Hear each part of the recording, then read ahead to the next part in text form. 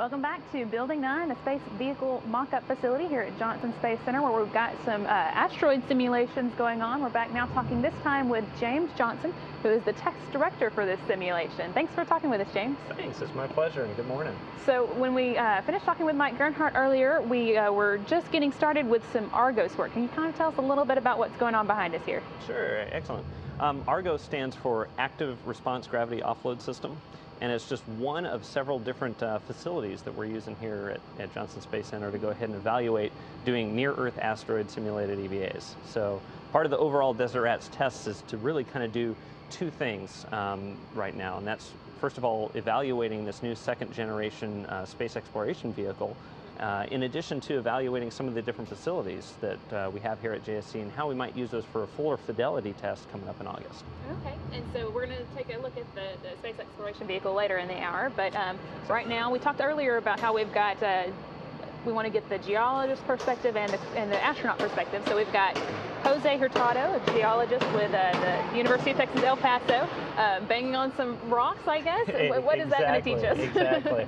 Well, what we're trying to do here in evaluating the facility is get a couple of different perspectives. As I believe you heard Mike mention earlier, it's good to have an astronaut perspective as well as a geologist perspective, because they have two different views as to how to actually conduct a hands-on exploration. When you go to an asteroid or any type of near-Earth object, the main driver is going to be science, of course. So we want to have that perspective, and what Jose is doing over here is practicing just simple sample collection. Most geologists will take a rock chip sample to be able to get a piece of a full story as to what the local geology is telling them about the formation of that location.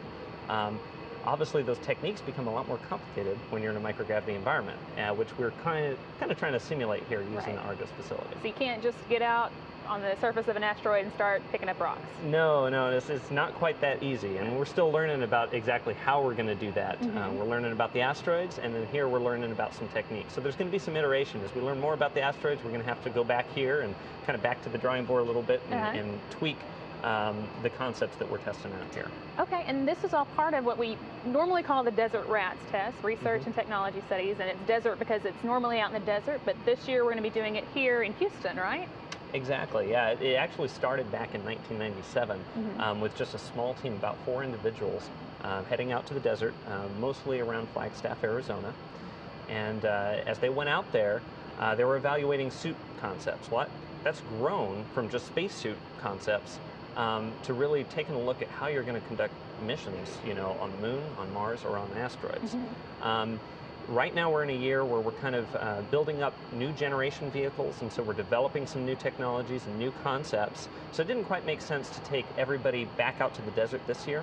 So instead we stayed a little more in-house and took advantage of more of the tools and facilities and personnel that we had here in-house to kind of refine some of our concepts before hopefully we return to the field in the future. And so this month's tests are actually to get ready for some bigger tests that'll be taking place this summer?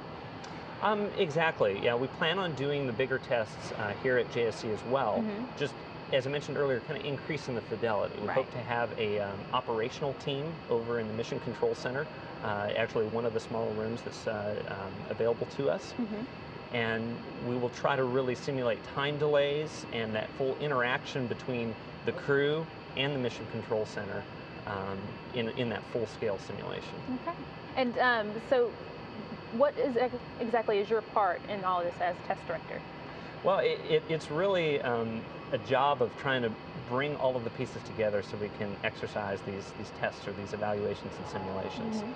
So it's a lot of the coordination up front, as well as also the real-time operations, making sure everything's running smoothly. We try to have things going as clockwork, and also dealing with the unexpected too.